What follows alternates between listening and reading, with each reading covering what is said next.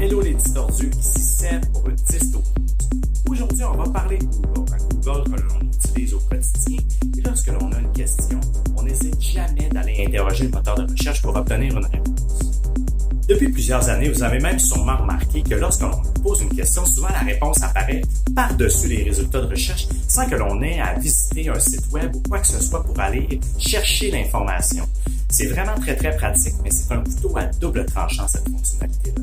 Parce que jusqu'à aujourd'hui, Google ne faisait pas la différence lorsqu'il allait chercher l'information sur les sites Internet si c'était de la vraie information ou de la désinformation. Et on le sait, le web est rempli de désinformation et on connaît aussi les impacts de la désinformation sur la société.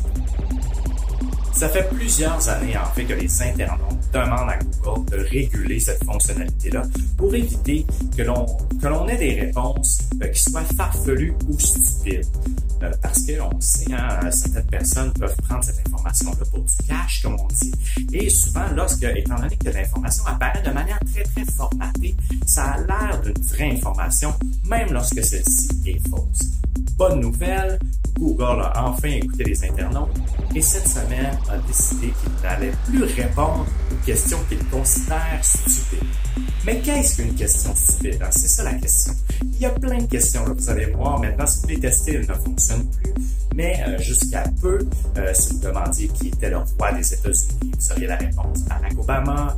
Si vous demandiez d'où viennent les dinosaures, vous auriez des réponses qui disent que ça a été créé pour manipuler les enfants, que ce n'est pas la réelle existence, qu'ils ne font pas vraiment partie de l'histoire, etc.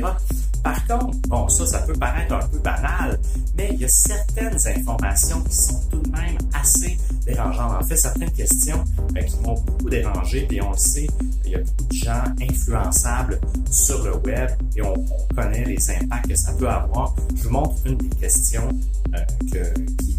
dont la réponse était posée par Google et qui me dérangeait énormément.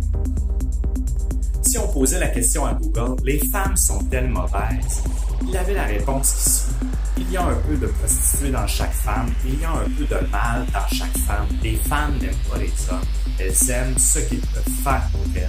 Il est raisonnable de dire que les femmes se sentent attirées, mais ne peuvent pas aimer les hommes.